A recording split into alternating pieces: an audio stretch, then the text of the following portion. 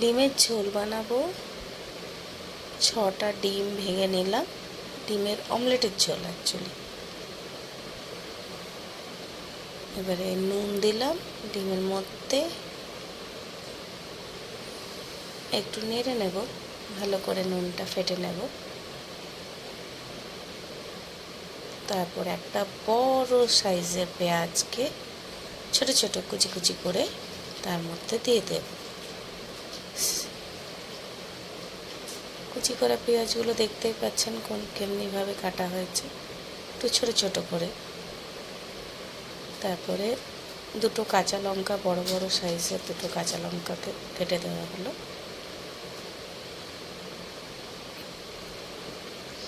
আমি অমলেটের মধ্যে গুঁড়ো লঙ্কা দিতে পছন্দ করি না।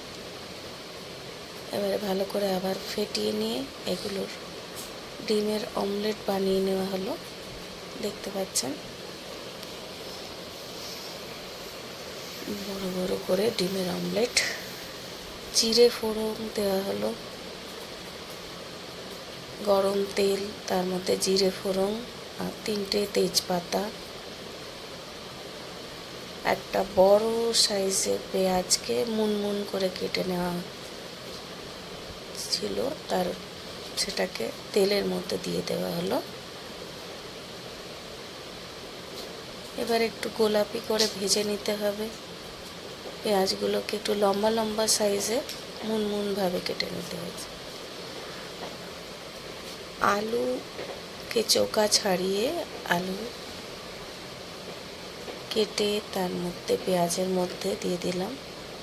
এবারে জিরে আর লঙ্কা বাটা 2 চামচ দিলাম, 1 চামচ হলুদ, আন্দাজ মতো নুন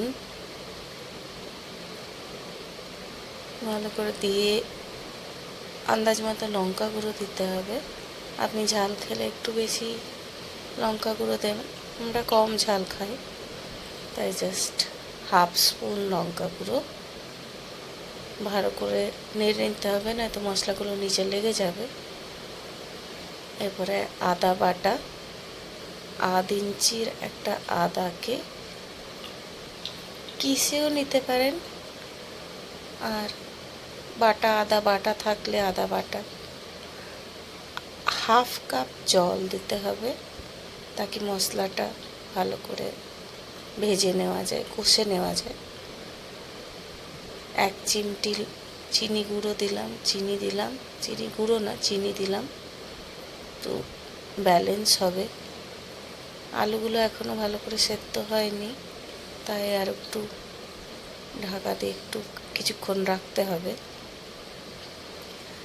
এবারে মশলাটা ভালো করে কষে গেছে, তাই 1 গ্লাস জল দিয়ে দেওয়া হলো। তার মধ্যে ডিমগুলোকে দিয়ে দিলাম, যাতে ডিমগুলোর ভিতরে নুনটা ভালো করে ঢুকে যাবে ডিম ভাজাগুলোর মধ্যে। তাছাড়া ডিমের ঝোলে তো নুন ঢুকতে চায় না, বাট ডিম ভাজাতে নুনের স্বাদটা নুন মশলার স্বাদটা ভালো করে আসে। এবারে ঢাকা দিয়ে